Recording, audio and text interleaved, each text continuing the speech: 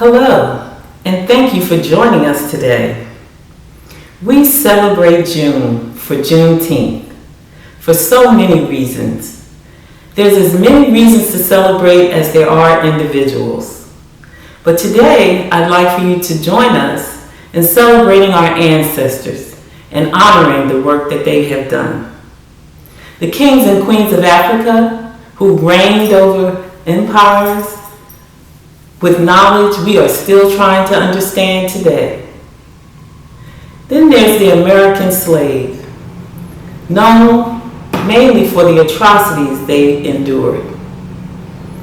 But today, I'd like for you to look at the work of their hands. They are the ones who helped build America into what it is today. Lastly, we look at our civil rights icons and ancestors, those who went before us to fight the good fight of faith for our justice system. All of these are reasons for celebration. All Americans can celebrate America and the contributions of African Americans in making this country what it is today.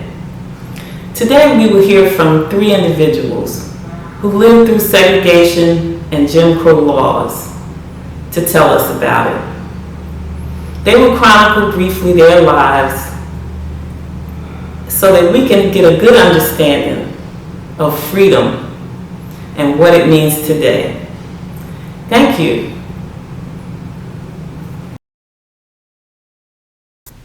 Hello. This is Gail Keys, and I'm with the Arts Alliance, and today we're visiting with Ms. Velma Banks, a social worker. Ms. Banks, can you tell us a little bit about how it was growing up in Marshall? It is really a privilege to speak about my growing up years in Marshall. Growing up was a very pleasant time because we had family around us. I grew up in a small town, of course we know it's Marshall, Texas, but I grew up in the country, we called it then. It was the rural part of Marshall, 5 miles from the city.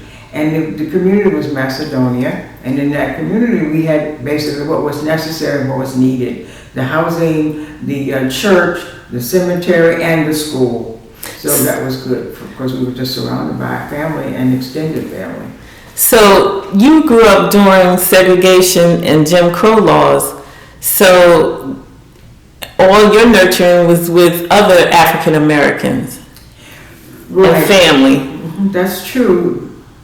It was prejudice, segregation during my time in Marshall. So that's why I'm really pleased to talk about what it was like coming through that time period. And that time period, again, we knew where we were stationed. We were in our segment of the town, and we were not privileged to interact beyond our working in the households of the non-African American families, and we had a lot of people there.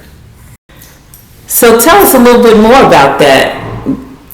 Yes, the area that I grew up was, again, very comfortable because we had what we needed. We started out with a one-room schoolhouse, and then it expanded, and that was our elementary school that took us to the 8th grade. And we had very fine teachers who was with us, and it was a small school, of course. And then after that, we moved into Marshall for the H.B. Pimpton High School. But again, because we had everything in our small community, our school, our church, and our family, and our farm. So wherever we needed, we got from our farm. So you lived off the farm? We lived off the farm. That's good. We lived off the farm. When we needed other items, that's when we would travel into town and shop at Abraham's Grocery. And Abraham Grocery was a family affair, and they were a kind family, and so they just interacted with us as customers of the store. So tell us a little bit more about shopping with Abraham stores. Well, it was one basic grocery store in Marshall that most people, I think, shopped at, and that was Abraham's, run by the Abraham family. And so since there was a friendly family, there was a friendly atmosphere when we would go into the stores to shop. And that basically was the only in-town place we went as family. My parents probably had to go to other places because we had to make sure we had pay and things for the farm and the food for the cows. Whatever was needed, there would be that my father was able to purchase those items. It was a joy to come into town to shop with my father, whose name was Solomon, and we would go into Abraham's store. So I learned later on and could identify with the biblical names of Abraham and Solomon. But again, my father was a very friendly person, well known in the community, and Mr. Abraham was always very pleasant with him in our shopping time. How lovely. So you went on to Pemberton High School. Right, after graduating 8th grade, I was blessed to be the valedictorian of Macedonia School, and then we would get the bus, or we would be brought in by my parents, especially my mother, to Pemberton High School. So it was the colored school of the time, very fine, and I had activity there with extracurricular activities, and Mr. Roseborough was the principal at the time, H.B. Roseborough, very friendly man. And his secretary, administrator, was very friendly with me. I worked in the office, so that was pleasant. And I was also a majorette during my time and on the debate team. So those are things that happened while I was at Marshall. So that was good in Pemberton High School, where we established our relationships and friendships. Very nice. So being in an all black high school, do you think you got the nurturing that you needed? Surely. In the high school, we had teachers who cared, knew us, and so it was always good to have them as real nurturers and also discipline. They weren't disciplining us per se, but they were making sure we did our work. So a very strong math teacher, a boy, was really something. And we had homemaking, so that was good. So it was all good in Pemberton. And again, Mrs. Wallace was the principal's assistant. She was so kind and supported my efforts when I was ready to leave Pemberton to go into college. And where did you attend college? Well, I was at Wiley College. Oh, wow. And when I was preparing to go to Wiley College, Miss Wallace, who again was part of my life at high school because I worked in the office, was able to get a scholarship for me at Wiley, and I was working out of the office of Dr. McMillan, a very fine teacher at Wiley, and it was very, very beneficial to have that benefit to go into Wiley. Yes, I can imagine. So tell us about then Wiley College, now Wiley University. Well, I'd like to just relate to the fact back in that time, there were two colleges in Marshall. One was Bishop College, a Baptist college, and Wiley College at the time was a Methodist school. And my scholarship was to Wiley, not Bishop, which was a Methodist, or Baptist, because I was Baptist. So there was a kind of one side was Wiley and the other side was Bishop. And they were both very good colleges. So that's one of the things that stood out in Marshall during my time. Of course, there was a white college, but we were not anywhere near that school because it was all segregated. Oh, so ETBU, was it there? I don't even remember the relationship with ETBU during that time because the part of town that we were in was not that close to ETBU at the time. We were past ETBU after the fact, because after I started Wiley is when we moved into Marshall city limits. Okay. And when we would go to the church in the Macedonia community, we would pass by that section of ETBU, but it wasn't a place that we today could get color to interact with. So how was it getting around? People had cars and did a lot of walking, or? Well, again, we lived in the country until I went into Wow, this is like my personal experience, but there were cars, not only cars, there were buggies, and people that rode horses, and so that you got around basically from the car, and then for school, there was a school bus, and the bus would pick up kids to come into high school, and then if they did not come by bus, the families would bring them. That's how we came in most of the time, to come into the school and then be picked up to go back to the country until we moved into the city. Very nice. The transportation for Marshall, we had a bus, one bus, city bus, and that bus would park up at the square, and people would load on and then be dropped off. Well, one hot summer day, my neighbor and I, at the time, I was living with relatives. I was not, we had not moved to the city of Marshall. We were on the bus in preparation for being delivered to the location, and we sat in the front part of the bus, and the bus driver would not move until we got off the bus, because we didn't stay on to the point of the police to come and help us off. But that was really quite a moment of not true fear, but not having enough faith in us or enough confidence. Because you were kids, right? We were young people. We were young people, of course. We were in high school, I think. Okay. High school, because we had moved. My family had not moved to the city, so I was with family with my cousin. So what happened? You just got on the bus not thinking and just sat down because nobody else was there? Well, those seats were vacant. So the reason why we didn't separate the number, because whether it was 3 seats and then you start with the black folk, or at what point there was a separation, and there were no markers or identifying seating, so you know this was, you would sit up to front for seat 4, and then you would not go any further. So wherever we sat, whether it was on the second row or the third row, but it was closer to the front where white people usually sat. At the time, I don't know how conscious we were about knowing we were in the wrong place. Wow. But one thing we know that we did not get off. We had to get off for the bus to take off. So there was a code or some type of guideline everybody knew about in terms of where to sit, how many rows back in a public place or a bus? I'm not certain in my memory about how that really took place. It was one thing, it had to be an understanding that colored sat in the back and not in the front. But how far in the front was not a designated location, so you knew that to be a fact. Because the bus was just one of the places that there was segregation, because we had segregated water fountains. We didn't have any interaction, basically, in the same place, the same location, for the African community. We all went to our locations and our destination, but we didn't interact with the white families.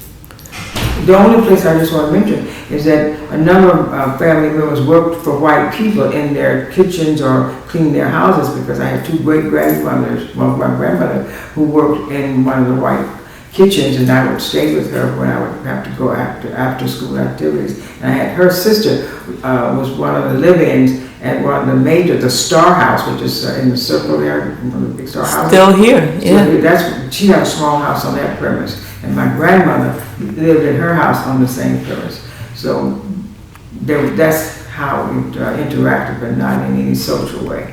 So we used to call that day's work, but I imagine if she stayed overnight and that she was more of a boarding type of... Well, the white families provided a house for my grandmother and a house for her sister. So they had their own small house at the Star House. There's a small house that's still there that she lived in, a room. I was in that house, in her room. So I know that grandma's house was on premises. Hers was right off the sidewalk, but you would walk from the white, Mr. Wells was the name of the family. She would just leave his house and just walk into hers. So it was really would be considered a small apartment, even though it's just 2 rooms. She had a kitchen area and a bedroom section. So they lived there. So they treated them well. Well, I'm not sure how they treated them. I know they provided the housing, they provided the food, and I was blessed because when she would bring food from the kitchen to her house and the food was available. So I assume they treated them very well because they lived there. and they provided the food and the care. Yeah. So what happens next in your life? Well, of course, I was at Wiley for 3 years. I was blessed that I graduated within the 3-year period. And I was blessed again to have scholarship from Wiley College into Clark Atlanta University School of Social Work. And so that's where I went. Graduated in the summer, I think, from Wiley, and then I started at Clark Atlanta University in September. I had to leave early, of course, but it was in Atlanta, Georgia, and it was a very well-known school of social work. Very nice. And how were the teachers at both colleges? Because everything is segregated, and you're being taught by other African Americans. Do you feel that your nurturing was still ongoing? It was, because from high school into college, all the teachers were very interested in our well-being, our education, and I don't know that anything was left out that should have been provided. And going into Atlanta University, it was predominantly a black school. We had one white professor who was married to a black professor, so it was not an integrated faculty as such. It was just like one person.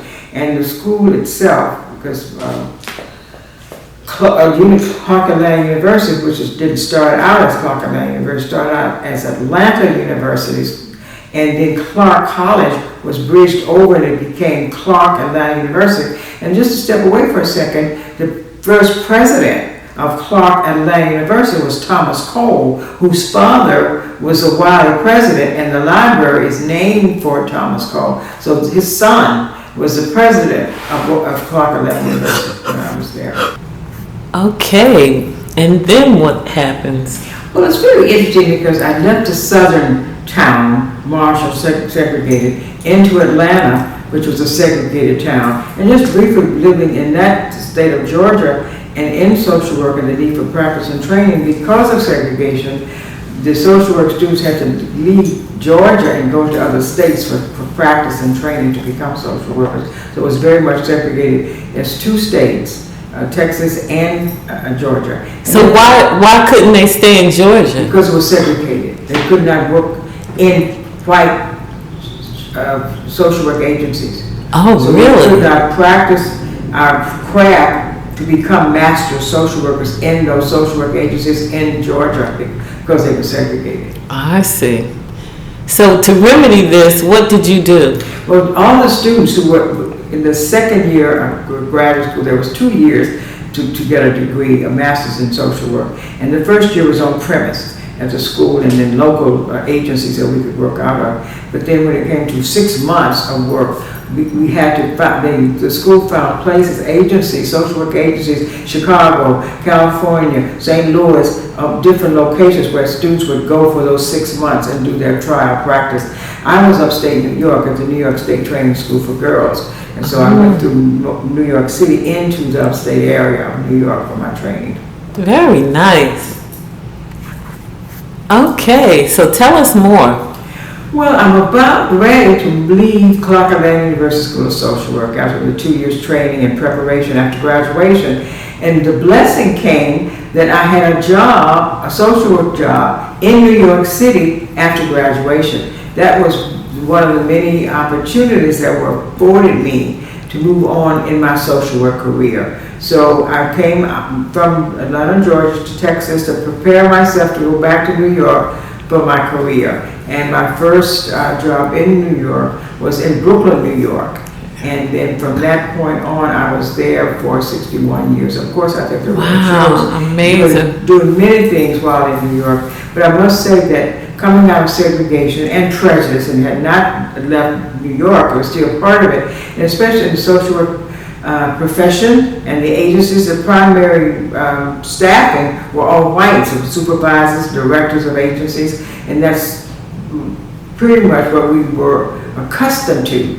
I was not so satisfied with that kind of restriction, where most of the population were not white, they were African American, but they were supervised, the staff for the agency was supervised by non-African American, and so wherever possible, I would try to influence that. And I think one of the lessons that I had during the course of my work was to set up a cultural diversity workshop, and it was absolutely powerful because I brought all of the white agency directors into a workshop setting. I think we did a series of 4. It's the first cultural diversity program in the state of New York's social work departments, agencies. Excellent. Yes, so tell us a little more. Well, of course, let me just step back for a second. When I left Wiley, as a student at Wiley, one of my concerns was communication for African Americans, and where did we tell our own story? And I was conscious of that in New York because, again, in my career, the primary decision makers were not African American. And one of the dominant schools of social work in New York was the Columbia University School of Social Work, where I later worked.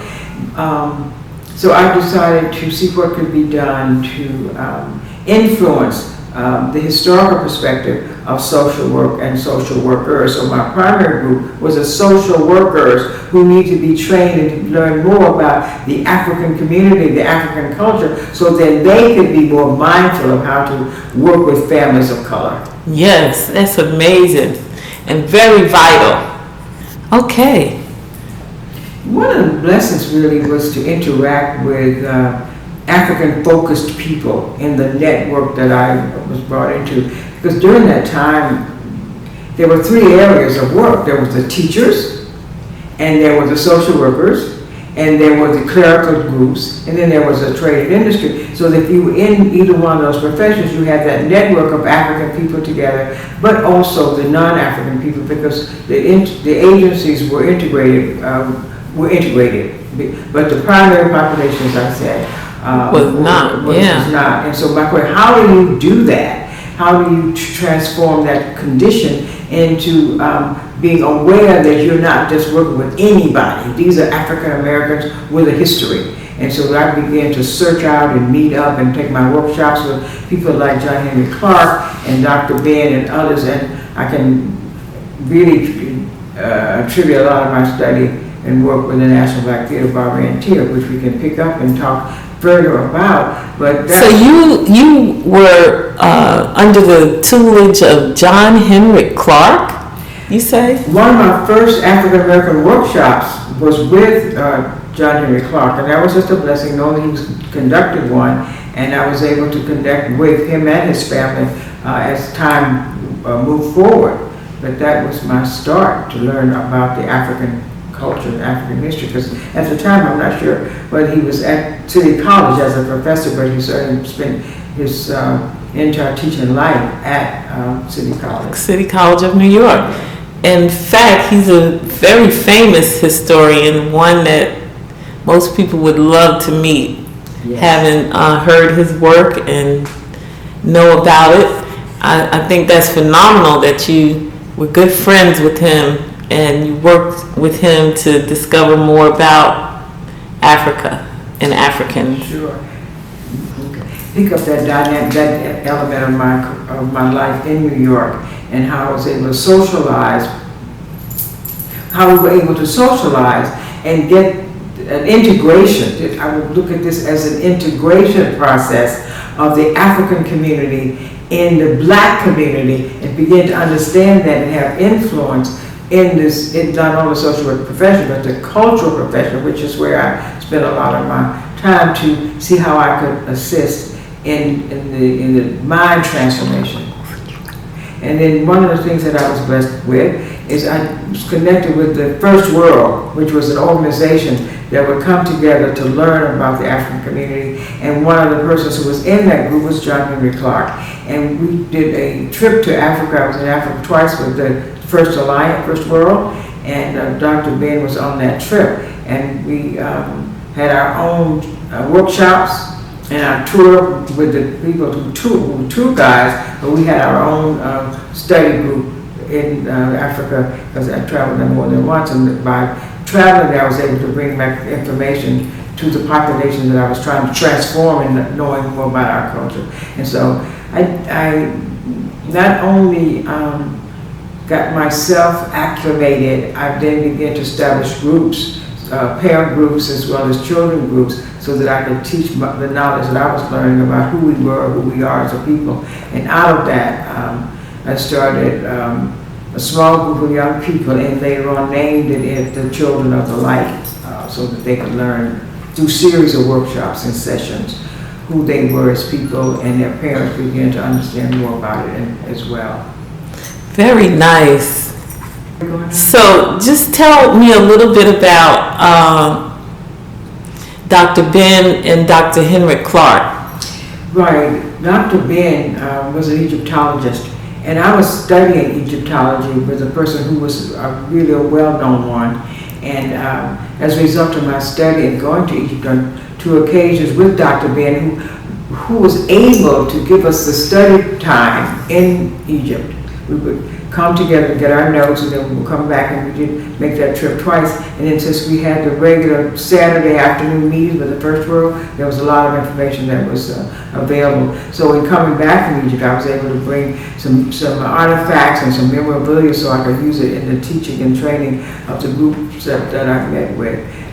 Very nice. And how does, I believe you have a throne at Wiley University in the library. Did that come from Africa? Well, in Africa, actually, it's just funny because we were preparing to leave, and we, of course, used to go to stores and you look around, and there was this particular store upstairs. There was a throne of Tutankhamun. Before I get to that, part of our tour was to go into the temple of Tutankhamun. So we got to see all about his artifacts and where they laid him. So I was familiar with Tutankhamun, and I was studying Egyptology. So when I saw this throne of King Tut, I was torn with the thought of, am I going to bring it back to New York? Well, I was persuaded that I would purchase it while in Africa. So I had it shipped back to New York, and it was very usable with the groups I worked with, because the kids, as well as the parents, because I had major workshops for adults,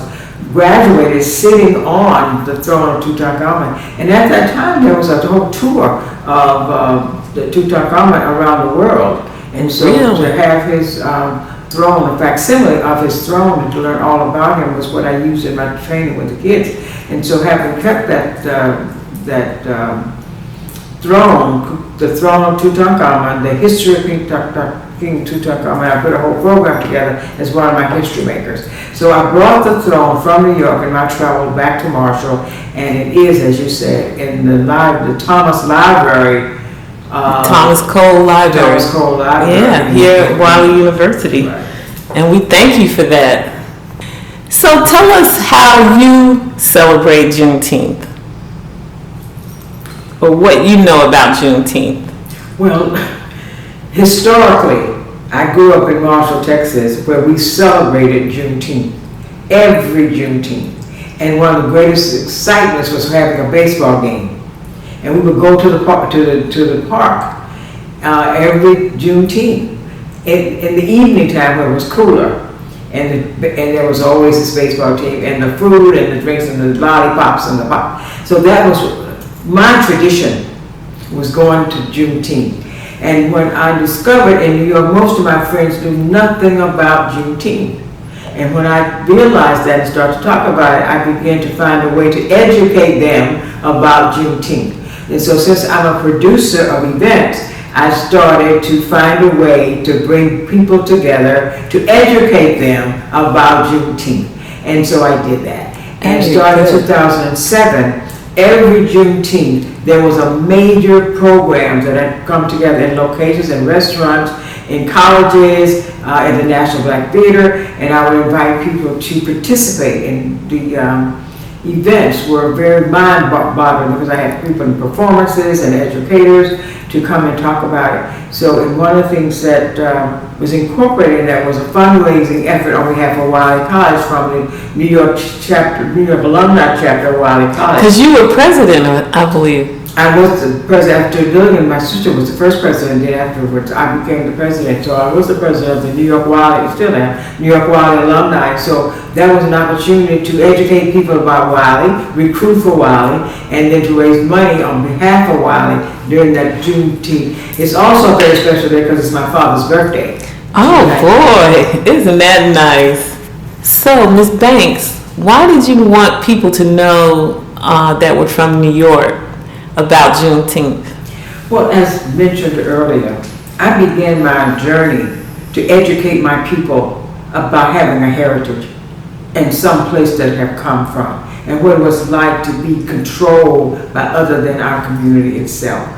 So when the opportunity came to start that level of education, I used the opportunity. So that was what it was all about, because a lot of my people were not as clear about the slavery, where it all got started, what 1865 represented for me, while 1863 was the Emancipation Proclamation. They were not clear that 1865 was when we first got our freedom, that there was 2 years difference. So all of that was part of my desire to educate and inform my people about what we experienced in the South and what was going on still in the North. But that's why I chose to bring it to their attention. Very good.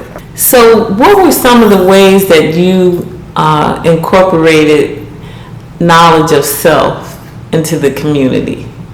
That's a very good question, because as I grew into knowing more about my African heritage and really just interested, period, that we would do more for our people to know that they had self-worth, because that was the whole context, especially, and going back to my profession, the people who were providing the services were not out of the community of African influence. So that was my first start. And then the children themselves who were not taught about their culture, that was a group I wanted to make sure learn as they developed. So I started my own children's program in my apartment in New York City, where I set up a series of sessions by inviting parents who were upper mobile, if you will, pretty much clear they were going to send their children to integrated environments. And I wanted them to know something about their culture before they got in the mix. And that was my focus, and it started out just with a small group of children to teach them. And my first student was a daughter of John Henry Clark, who came to the series. But out of that grew a lot more interest, and so it became then the Children of the Light. Out of that became Miss B's Cultural Enrichment Corner. Out of that came the History Makers, and the History Makers are 4 significant heroes who, against all odds, began to make a difference in the world. So they were learning about George Washington Carver. They were learning about Mary McLeod Bethune. They were learning about King Tutankhamun, king at 7, 8, 9 years old. So out of my desire to train and teach children grew other things. We even did a wealthy habits course, so that out of my Children of the Light and my company's experience, we then began to educate children along with their families. And they graduated, of course. And I just want to complete by saying, so what helped you prepare to continuously teach the children of the light? What did you do to keep your professionalism in that area? Quickly, I was well grounded. I was well grounded by having been a part of the First World, the part of the African Focus Group. Just on the side, I started a program called the Coalition of Cultural Believers. That was one way of trying to get my people to come and believe that we had a culture. So I did a whole series of workshops at Abyssinia Baptist Church, at the library, wherever I could host a place. So anyway, so I was well grounded, but my well grounding was also with a young lady by the name of Dr. Barbara Antier, who started a cultural institution out of her desire to do exactly what I was doing in social work, she was doing in the cultural arena. So she took her whole group. She was a dancer, she was an actress, and all of those things. So she then used her skill to bring people together to learn about the cultural aspect of us as a people. So she took her people to Africa, came back and built a whole institution called the National Black Theater. And I was with that first idea on the board still of the National Black Theater, who just had a major event at the Kennedy Center this past week and is building a multi-purpose building at 125th Street and 5th Avenue. So it really started learning about my culture through her efforts to bring culture into the bigger performance world, entertainment world. My desire for the social work community to know that we had something to offer, not just a public check, a check from the public welfare. We were seekers of knowledge, and that's what I was really trying to influence. So the children's program, which was called Children of the Light, then I did productions for Juneteenth and other forums. The purpose only was to transform thought about who we were as a people, so we would have more clout, more empowerment to get what we desired. And how did you take additional coursework or? Well, the interesting again is the question, after I was at Columbia University for 5 years as professor, teaching young people how to work in their community. And as a result of my work there was a person by the name of Mel King who was at MIT and had started a community fellows program, invited me to come to MIT for a year as a research fellow. Amazing. And as a research fellow, I started my travel. That's when I first started my travel to Africa as a part of my fellowship. And out of that grew my way of training my social work community through a book I wrote as a part of my project called Are You Ready? As part of my travel, I learned a lot about how we were in Africa. I was there 5 or 6 times actually, because I doubled in Egypt twice, and I was in South Africa at the 10-year anniversary, which was phenomenal. And I had a chance to travel with groups like NAACP and others, so the travels meant a lot. And while at MIT, I was researching social work and its implications for us as a people. And I was in Ethiopia, and I went to the University of Ethiopia so I could bring back material. So the whole context, when I began to know, I wanted us to know something about ourselves. I did the study at Harvard, Ethiopian study, and then my year at MIT. Isn't that lovely? We're so happy to know this information about you. You're very modest. In concluding or summarizing this trip, this travel from the south to the northeast and in return, so my return was always how was it going to be back to Marshall? Because I was asked, so when are you coming home, when are you coming back? When I made a choice, I wanted to make a difference when I came back. And my thought was how to bring the cultural corridor from New York to Marshall. And the cultural corridor, as I said earlier, I have been exposed to so much in the cultural arena through the National Black Theater and through the history of the Dr. Clark and all the other people who are part of my journey to learn who we are as a people and don't give up and don't give in. So having started the children's program, Children of the Light, and having my corner, Miss B's Cultural Enrichment Corner, where I would bring children in to learn from Miss B about the history makers and what difference it makes. That's why I must quickly say that the George Washington Community Center is very special for me, because George Washington Carver is one of my history makers, and I have my files and all that on teaching about those history makers. So I was delighted that the Jacksons had produced a location where we could learn about him. So coming back to Marshall to be able to bring the information back to groups that may be interested in it and have Miss B's Corner available, and of course having brought back some artifacts from Egypt and Africa. Those are available for future showing. Well, we really appreciate you sharing your life and history with us today, Ms. Banks, and we just in awe of everything that you've done and accomplished, and we want to say thank you once again.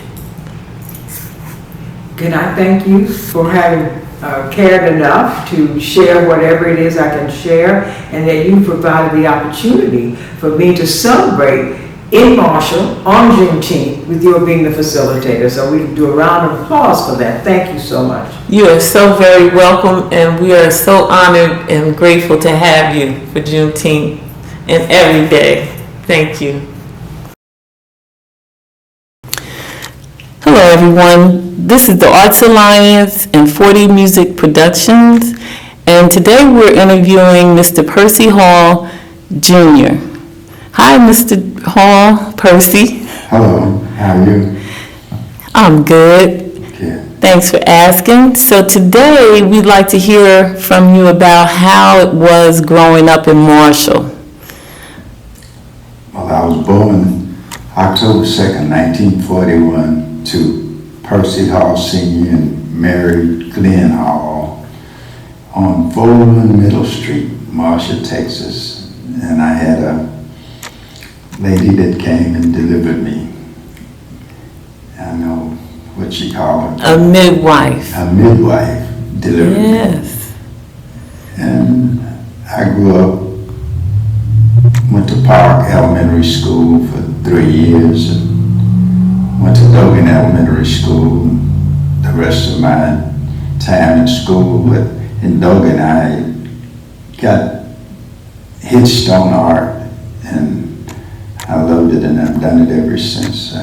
Did you have a special teacher that helped you with art? Yeah, we had Miss Laura Louise Price, who lived on Allen Street, the same street I lived on when I moved to Newtown.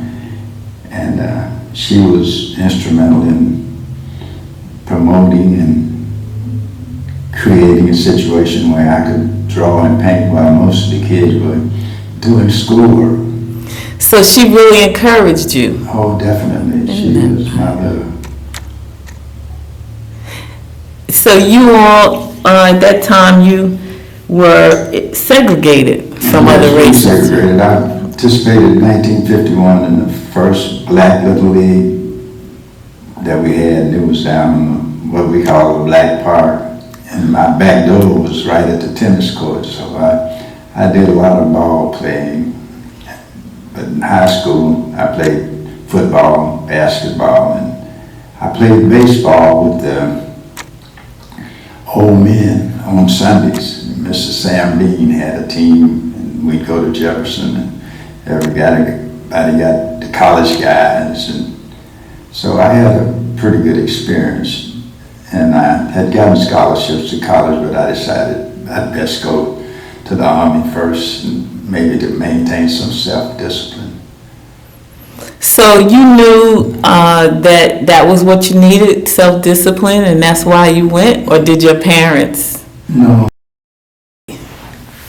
So I felt like I needed some self-discipline, and couldn't get in any better place than the Army. I didn't have much, so I wanted to be sharp when I went to college, kind of like I was at high school, because I always worked at shine shoes and worked for George Smith, a black contractor, who had his own business in the 30s.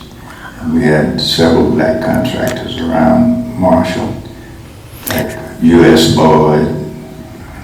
He had a couple of sons that played ball with me, and had one that was an Argus, Harry. We had fun in Newtown, but every now and then we'd be harassed by the white boys. When we played Little League and we won the city championship by default because they wouldn't come and play against us. So we ended up in Greenville, Texas, playing some guys that looked like our daddies. and they beat us, so we didn't win this. So let me ask you, you mentioned you working for a black contractor at the time. Yeah. How was it with merchants and stores? Did African Americans chiefly have their own, almost everything, barbershop, grocery store? Yeah, we had several places. We had Buddy Left All Barbershop, Shaw Barbershop. Shaw had 2 barbershops, as a matter of fact, and we had a Shine Parlor, and we had a lot of barbecue places. What was it? What's his boy's name? Anyway, Alamo Barbecue down there. Ezel ran that, and his sons went to school with me.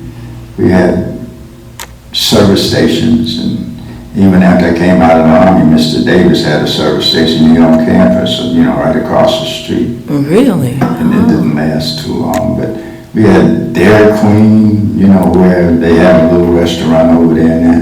Mm-hmm. But there were several places, stores in neighborhoods. Mm-hmm. Every neighborhood had at least one black merchant with a store. Wow. Yeah, there was several in my community. And so that made it nice, that made it better. Well, it made it better, but some of the commodities that you couldn't get them. It wasn't enough, yeah. So everybody had a bill. All the people that worked at the brickyard, they worked alongside white men, Mm-hmm. Every now and then there would be a scrimmage or a scuffle or something. I mean, my father hit his foreman in the head with a brick and had to hide out. 2 weeks till he could get to Fort Worth where my uncle was. Wow. But, they came to our house dressed Ku Klux Klan, like, white sheets, and my grandfather shot up in the air and told them they did to go, that some of them wanted to die. He wasn't here.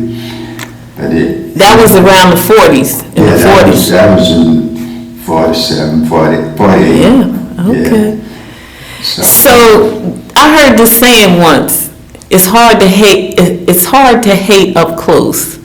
So in other words, you working alongside of whites, they had to get to know you a little bit, but like you said, if there was any discrepancies or any controversy, they would automatically become, I guess, what's the right word, adversarial, because you were black and they were white. Well, the north side was different. We were surrounded by Jews and whites, and it's a community that we lived in, that Wiseman and Company built it, and they built about 15, 20 houses just alike, and put them side by side, and across the street there, some of them were separated, but it was about 6 on mine, and I had a cousin, my daddy's cousin, first cousin, that was a contractor.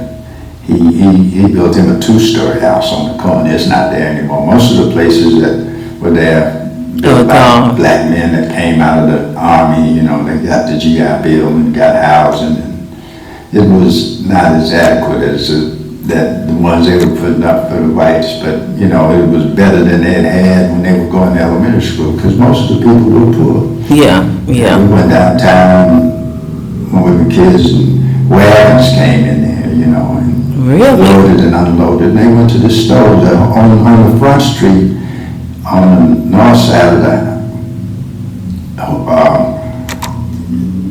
it's okay. On the north side of the courthouse. Okay. Was nothing but juice stores on the left hand side going toward Newtown. Mm-hmm. And we had Marshall Hotel. We couldn't go there, but my uncle was a maitre d'. Oh. And my uncle had one of the first had the first black cab company in Marshall. His name was J.D. Hall. He went off to Dallas to taught school. They even named after he became assistant superintendent and retired, they named the Learning Center up in Lancaster, Texas. That's where he worked. Isn't that nice? But prejudice was funny, because we had to play with the white guys, that were in our neighborhood. And we didn't have to, but we did, and nobody complained about it. We fought and played football, basketball, and baseball, wrestled, went swimming, and when it was time to go to school, we had to pass by their school and go to ours. Isn't that something? And that was, it was devastating, because everybody would tell you, don't you go downtown. They didn't want you downtown because you might get in trouble, even if you didn't do nothing, because some of the white cops weren't so nice, and some of them were just like your brothers and cousins. So would you say that around that time when they were saying that, Emmett Till, the incident had happened with him going downtown and being accused? I forgot. Soliciting this white woman. Yeah. And she lied about it and told the truth. Yeah. It's ridiculous, but we had some of that, but I worked downtown all the time, so from the time I was in the 7th grade, I had a job downtown, and I knew a lot of people, and I figured out one thing when I was young, the more people the better off you are, if you're going to do right. Yes. But if you have intentions of doing wrong, you don't need for nobody to know who you are. I was never in seclusion, and I never met a stranger, whether they be white, black, Hispanic, African, Indian, Asian. And see, we met those people at Wiley. I was a Boy Scout. I reached Life Scout and thought I was too grown because I was 14 to become the last, what's that, Eagle Scout. Mm-hmm. So I just floated along, and I guess going to the Army probably was the best thing happened to me, because I'd fight at the drop of the hat, and it wasn't racial. It's just mean. Yeah, man. Right after I came out of the army, white boys would pass the house and throw bricks up there at my mother and father on the porch at the end of Sanford. And me and my brother would sit out there for a while. Police come. Nothing they were gonna do. It might have been their brother, might have been it. But as far as being angry with any race of people, I haven't any animosity. Yeah, it's not good habit. I grew without that because of my bringing up on the north side. And I wasn't scared of nobody but Dad is, so that made life a lot easier because we had bullies on, black bullies. I'd jump on them if they messed with my friends. Man, I wasn't fighting you. Right. It was an experience that I wouldn't give up for nothing. After I came out of the army, I was in the group that integrated the Woolworth. We had a diner in there, and you could go in there and eat. We sat up there about 2 hours before somebody finally came in and said, serve them. And then about a month later, they were having the sit-ins and prayer downtown around the courthouse. And Daddy told me if I go down there, he would kick my butt. So I didn't go, but I was on the perimeters when the people put those fire hoses on the wide end Bishop's. Really? Okay, Mr. Percy. 19th of June. Yeah, Juneteenth. Yeah, that was a special day for young black kids, especially after 1951 when they built it, Little League Park. Well, we built it. It was a community project, and the building that's down there now, me and the guys that played on my baseball team and the guys that played on other baseball teams got with black contractors came out every evening after work, and we laid the foundation. Me and Lee Vernon Smith poured the foundation, and it's 6 foot underground. That's amazing. And we laid bricks from the ground up to where it is now. And see, I have a new appreciation for that place. Yeah, the city gave all the cement, and the gravel, and the bricks, and the shingles, and it's a kitchen in there, all the facilities facilitated pretty good considering the time that it was built. But before that, we had no basketball court, we had a tennis court. But right where the basketball court is now, on the 19th of June, well, on the 17th and 18th, they come down there with a backhoe and dig a big old hole. And put some grates over it and coals in it, and they'd light that fire, and they had it the grates just below the ground, 6-7 inches, so they could cover them. And they cooked hog and cows and ribs and minks and all that stuff, and all that food was free. For the neighborhood, for the public, black public, because we had the Dodgers, they were from Newtown. We had the Indians, they were up on Baptist, up on the hill in Newtown, and we had the Braves, and they were from Sunny South, and we were segregated Little League, really, and we had the New York Giants from Gray's Edition, and what else? Braves, Dodgers, that was 14. But we entertained the black folks, and that's when the Marshall black people started to get to know each other. Oh, really? And this was before we got in high school, so it gave us a chance to get to know each other.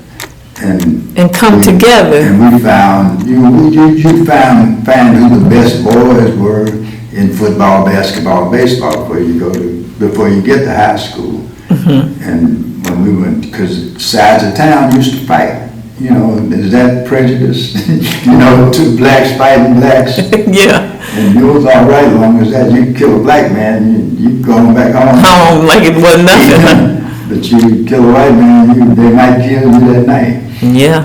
But I don't see any discrepancies in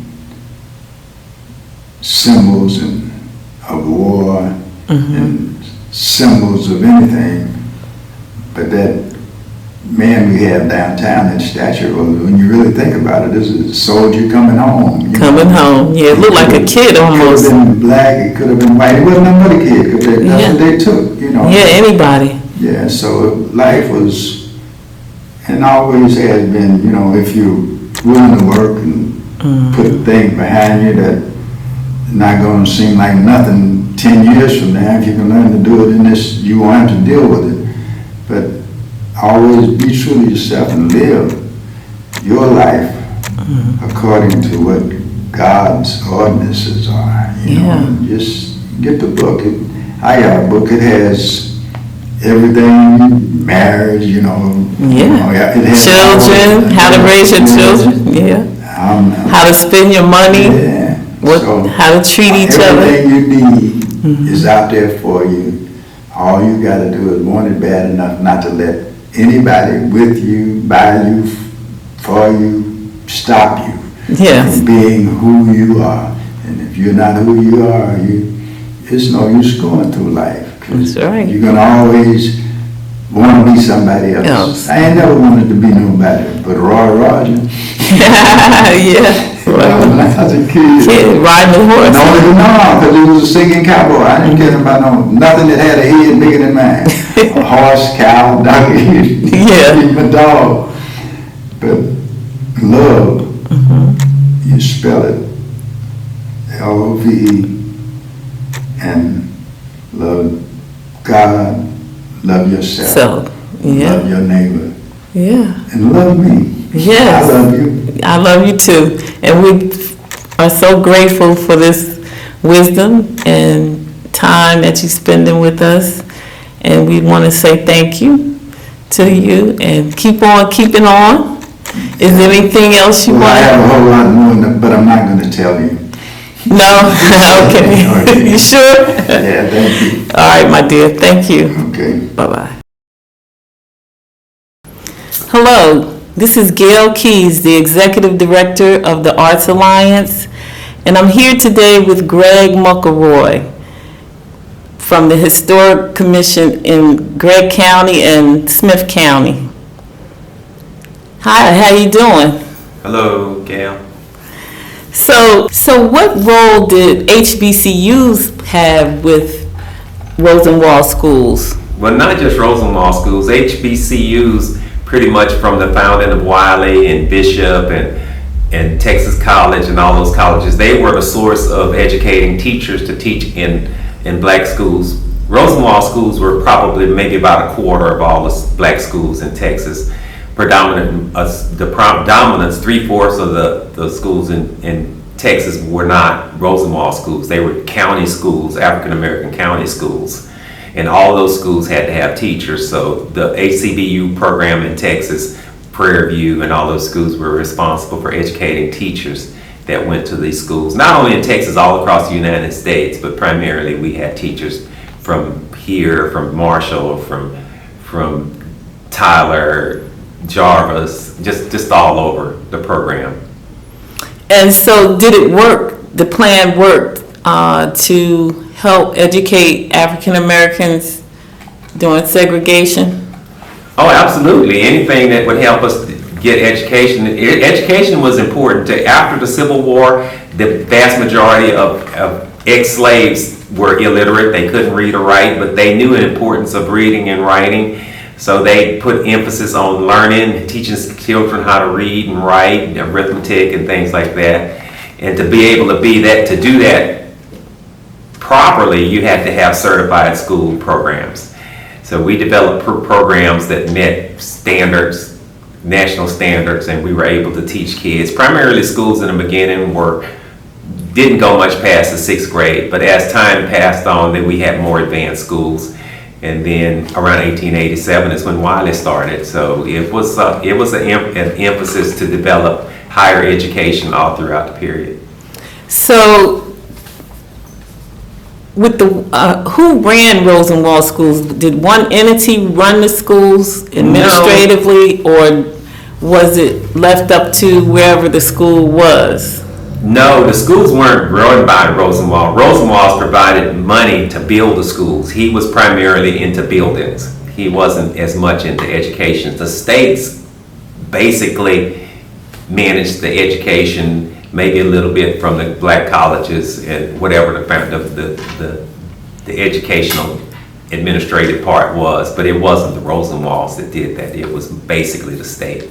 Okay. Or after we learned that we were free, we weren't actually free. What had happened was right after the Civil War, many of the Confederate soldiers were still in the area, and until the Union Army got here. When the Union Army got here, that's pretty much when slavery ended, because they were able to go plantation to plantation to let them know. But the advice to slaves were not to leave the area. It was to basically stay on the plantations, because after the Civil War was over, the plantation owners still owned the land and all the things that went on. But what they did, they didn't own the labor anymore. So what they tried to do was go into partnership, and that's pretty much the industry at that time was sharecropping. So they were supposed to split the profits from whatever crops that the slaves helped the owner build.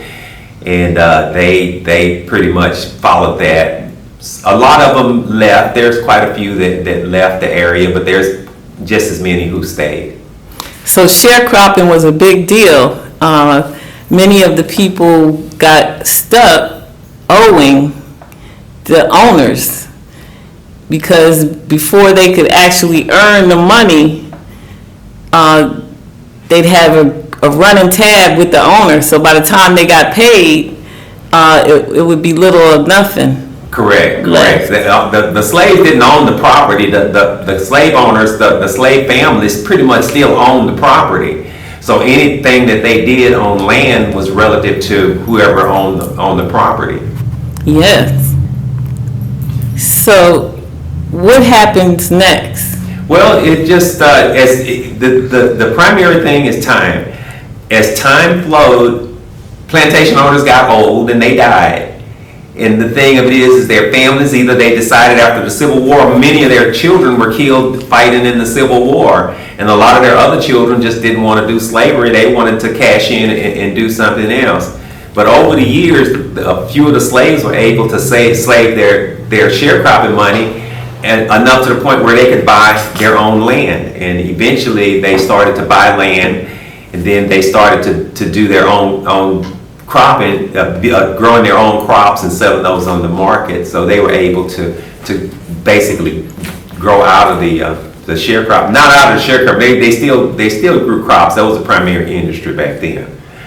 But they were able to get more of the profits from their work than they did while they were working on somebody else's land. So what integral role did Wiley play with the schools and teachers and preparing the workforce for African Americans? As much as it is, the HCBUs were responsible for educating the citizens on how to run their communities. After the Civil War, after all pretty much the land had settled, and African Americans they started their own communities, and what we call now are the freedom colonies. And the freedom colonies are pretty much the land where they were slaves, and then they basically slowly took ownership of that. And those freedom colonies stayed. And Texas, East Texas is just full of these communities. In these communities, they had schools, they had churches, they had cemeteries, everything that goes with a community, and they became nationally, just statewide known communities.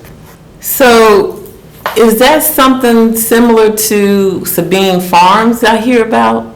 Well, there's lots of things like Sabine Farms, and to just give you an example, in Harrison County, I was mentioning that there were 22 Rosenwald schools, but we've done research and found that there were like 60 some odd black schools altogether. Of those 60 some odd black schools, 22 of them were able to get Rosenwald grants. The rest of them just operated without that grant money. So they were still there. You still had to have teachers. If there were 2-teacher school, you had to have 120 teachers. So there was always a demand for teachers, because as the schools grew and they got larger and they went to higher grades, we had to have educators. We had churches, so we had to have people to run churches and preachers and things like that. So the CBUs provided that. and they provided just whatever they could do at that time, considering that the limitations of Jim Crow back then. So your work is to document where these schools were? These schools have already been documented. My job is to make us, the public, aware, more people aware of the existence of those programs, those locations. Those communities are still here today. So people know where those communities are because they live there. But a lot of people don't know the entire history. So many people didn't know what a Rosenwald school was. And when you get to speaking with them and tell them what it is, they start to remember that, darn, I went to a Rosenwald school. So they do know what it is. But if you weren't attached, if you were one of the 40 some odd school districts that didn't have a Rosenwald school, then you may not have known what a Rosenwald school was. Okay. And we really appreciate your work with doing all of that. Thank you very much. Okay. We have to remember that in 1865, 1875, 1885, there were just a handful of towns. Longview didn't get invented until 1873. Marshall, I don't know the origins of Marshall, but Marshall was basically a new city. It was predominantly managed by white people, so we had to stay out in the rural areas. We weren't just a part of that operation of those cities. So we didn't have parades. We didn't have Juneteenth parades. That didn't exist. We acknowledged it. We always acknowledged it. And there are communities that celebrated. I don't know the total background of it, but it was something that we acknowledged. And I was born in 1950. When I was growing up, we always celebrated Juneteenth. So I assumed that my dad's dad did it, and somebody taught them how to do that. They just didn't wake up and say, let's celebrate Juneteenth. It was always popular in Texas that I can remember. The extensive celebrations that we see now with the big parades and things like that, that's more modern. That's a lot more modern. So you grew up in segregation?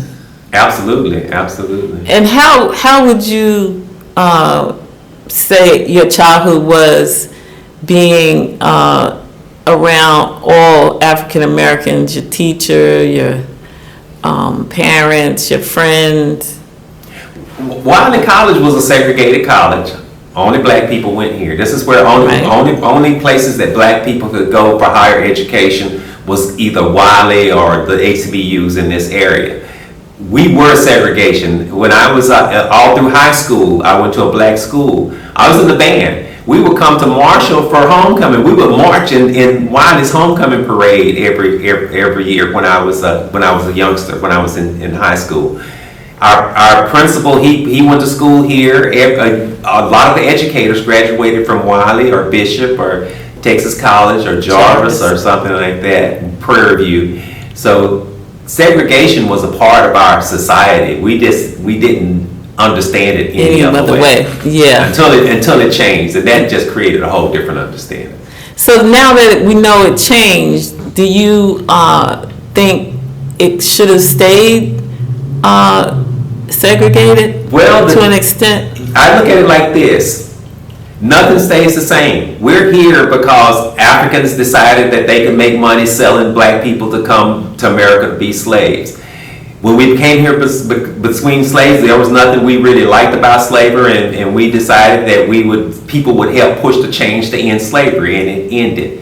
Segregation is basically the same thing. It just ran its time, and then it's over. We're moving on to the next thing, a more inclusive society. Yes. Okay. Continuing on. Okay, well, the thing about it is that as we develop an inclusive society, we haven't lost our culture, who we are. We're still African Americans. We still have that little bitty touch in our DNA of slavery that we don't talk about it because it was nothing that you really wanted to brag about. So there's very little that we discuss about it, but it didn't mean that it didn't exist. It did exist. So that idea that we celebrate our freedom as in the United States celebrates its freedom on July 4th. These are the things that make us unique. We're all unique human beings, and we might mix together, but we have unique cultures that I think are the things that make the world worth more to live in. we celebrate June for Juneteenth, and it's okay. It's okay. It's okay. We don't love America any less. No less. But we do love ourselves as well. And so it's a good thing, and it should be. It's a good thing. And we invite all cultures to celebrate with us. Correct. African culture is unique. As unique as Italian culture, as unique as Spanish culture, as unique as European culture. We're just a unique group of people that share that with everybody else. Exactly. So what do you see as the future for African Americans? I would like to see the most disappointing thing about the research that I've done is I've come to not a conclusion. I've learned that as much as time has passed, 2024, we have more African Americans with college degrees than in the history of the country. But we have more uneducated people who just don't have any value on education than we've had in the history. Well, they told us that America was producing illiterates. And so America produces very smart people. America produces everything that is possible to produce. Smart people, illiterate people, just anything that you want to put a point on. But a lot of the things that we experience as African Americans are holdovers from slavery. And I agree. When you can walk in places and see that, you can see that's just it seems like people who just never realized that slavery is over. And the thing of it is the most important thing is in education. Education is the most valuable thing that you can do to produce, to forward your life and to forward our society. But because of poverty, because of Jim Crow, because of all the black laws, the things that the state of Texas did after slavery that limited our opportunities, they limited the amount of the types of education that we get. Even with Wiley and all of the HCBUs, you were limited in the education. I admire Tuskegee because it exposed to us the idea that black people could fly airplanes. That was unheard of. Even when they did it successfully, there were people who refused to believe that black people could actually do things like that. So it's the same thing as we see our society progress. We have talent. We have extraordinary talent, and it's every place. We have institutions like Wiley whose job is to do exceptional citizens. Not everybody that graduates is going to be exceptional, but we have to take advantage and acknowledge all the students who do come out of here through the history of Wiley who have been exceptional. So we have a history. I hope that we cultivate that and acknowledge it and be proud of our historical roots, accomplishments and roots. Absolutely, I agree. So this holiday, what does it mean to you? It's always been something that I acknowledge. It's always been there in my life. I've always known that. The people that I've been around always knew that. I lived in Denver for 15 years. I remember how Juneteenth was adopted by Denver. And when I first moved to Denver in the 1990s, it was a small affair. But by the time I left in about the 2005, 2006, it was a huge event, Juneteenth in Denver. I remember living in Houston. I lived in Houston for years. I didn't know that Emancipation Park in Houston was purchased just to celebrate Juneteenth. The thing with Juneteenth is I've known that my entire life, that I've known that it existed way before I was born, and it'll be here long after I'm gone. But I didn't realize when I mentioned that I lived in Denver for 15 years. When I first moved there, Juneteenth was just a small celebration. By the time I left 15 years later, Juneteenth was a huge celebration. There'd be thousands and thousands of people coming to the park. I didn't realize that Emancipation Park in Houston was purchased just for Juneteenth celebrations. That's grown into a thing that was tens of thousands of people. It's just so crowded, it's difficult to even go there now. And it's acknowledged all over the country. We have big celebrations, we have parades. Our next evolution is from Juneteenth to making June black, the next Black History Month. So I'd like to see June, the entire June, the month of June is Juneteenth month. Oh Juneteenth boy, that's nice. Yeah, just like February. That's inevitable because the way it is, this year is the perfect example because we have two 2 weekends to celebrate. We have the Saturday before and the Saturday after, so that gives us a whole 7 days, 8 days to Yes. do Juneteenth celebration. So if we can do 8 days, we can do 30. So Yeah, that's why what we not? need to focus on. So. Really, that's a good thought. Well, Mr. McElroy, thank you so much for joining us today and sharing this knowledge with us. And we look forward to having you soon. Thank you so much. I look forward to coming back.